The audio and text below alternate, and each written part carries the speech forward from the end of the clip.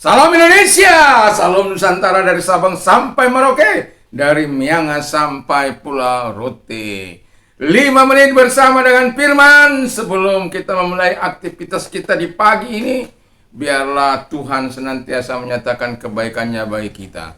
Tema kita pada saat pagi hari ini adalah rahasia doa dijawab oleh Tuhan. Menurut Mazmur. Saya akan bacakan dalam Mazmur 50 ayat 14 dan 15. Sacrifice thank offering to God, fulfill your vows to the Most High, and call upon me in the day of trouble. I will deliver you and you will honor me.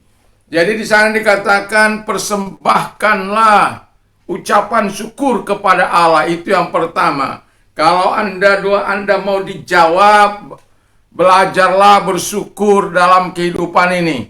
Situasi dan kondisi apapun yang kau alami, bersyukurlah. Sakitkah itu, atau senangkah itu, bahagiakah itu, beberapa waktu lalu saya sudah sampaikan. Tetapi karena ini ada hubungannya dengan jawaban doa, maka saya sampaikan kembali karena apa yang disampaikan oleh pemazmur ini. Dan dia mengatakan dengan jelas mempersembahkan ucapan syukur kepada Allah itu adalah penting. Makanya firman Allah katakan mengucap syukurlah dalam segala sesuatu, karena itulah yang dikehendaki Allah. Jadi ketika Anda belajar bersyukur kepada Tuhan, maka hal itu dikehendaki oleh Allah dan itu perintah yang harus kita lakukan.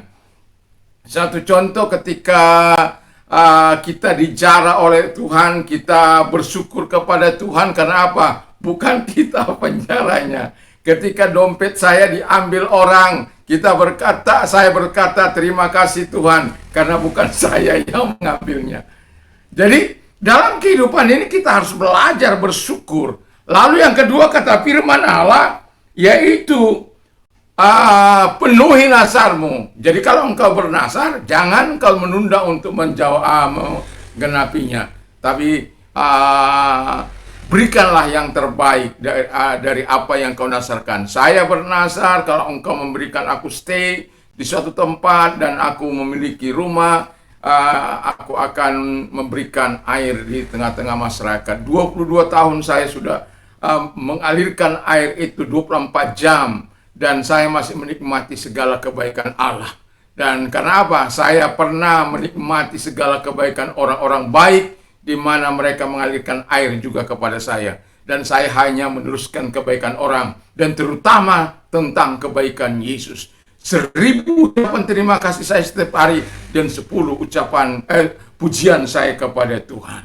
Nah, yang ketiga dikatakan, kalau kita sudah menggenapi, karena firman Allah katakan, kalau engkau bernasar tapi kau tidak menggenapinya, maka itu engkau bermain-main dengan Allah. Kalau Anda baca Pengkhotbah 3 ayat 5 di sana, Tuhan akan menghajar orang-orang yang tidak menempati nasarnya. Jadi tepati nasarmu. Yang ketiga dikatakan firman Allah, kalau engkau dalam situasi yang dalam keadaan kesesakan, berseru, maka Tuhan akan menjawab engkau. Dan disinilah hebatnya pemazmur mengatakan, Dia akan melepaskan engkau supaya apa? Supaya engkau memuliakan Tuhan itu.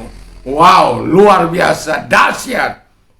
Jadi cakaplah bersyukur kepada Tuhan. Jangan hanya karena engkau susah, engkau tidak bersyukur. Jangan karena penderitaan yang kau alami sekarang engkau tidak bersyukur.